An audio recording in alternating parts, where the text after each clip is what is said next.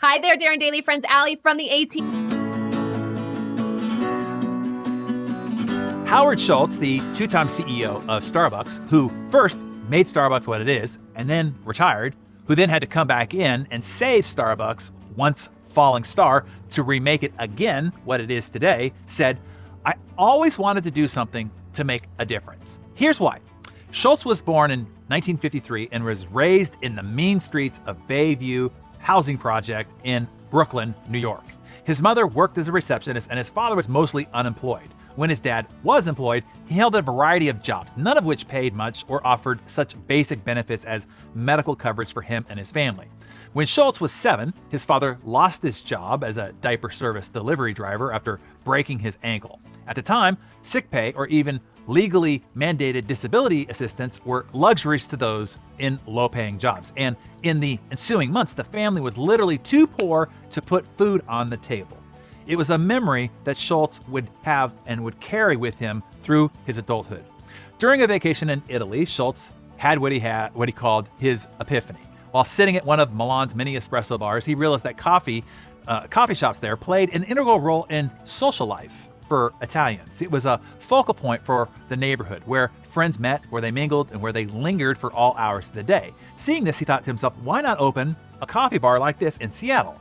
So now it's 1987, and he learned that Baldwin and Bowker wished to sell their outlets. So after rounding up investors from Seattle, Schultz purchased the original Starbucks chain for $3.8 million.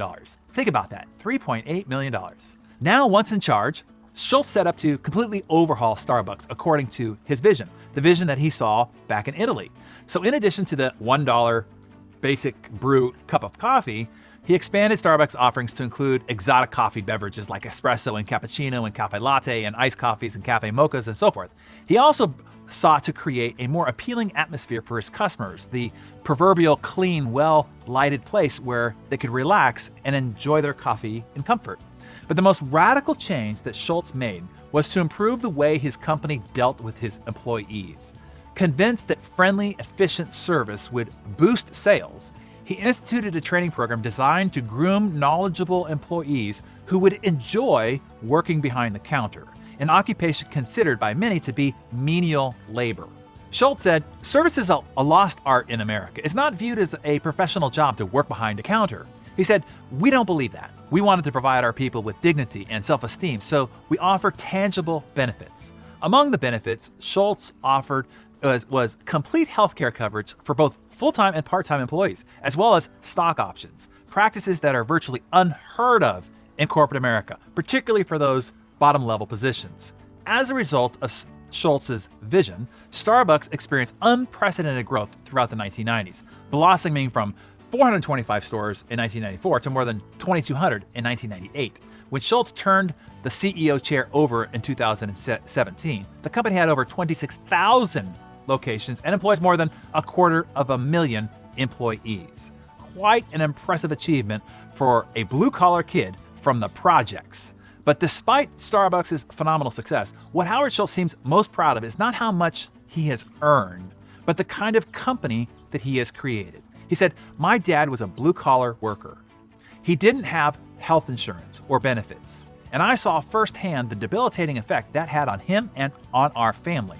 I decided that if I was ever in a position to make a contribution to others in that way, that I would. My greatest success has been that I got to build the kind of company that my father never got to work for." Here's the key lesson here. If you want to have a successful business, you have to take care of your customers, right? You already know that one. So if you want to have your customers well taken care of, then you need to take care of your people.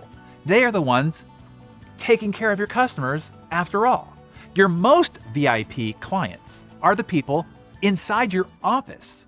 So let's hear your comments on both sides of this aisle. If you are a leader, tell us how you can take even better care of your key clients, those people on your team. If you are a team member of an organization, tell us how your organizations and the leaders of that organizations can take better care of you. What would you like to see improved? I will be very interested in reading your answers.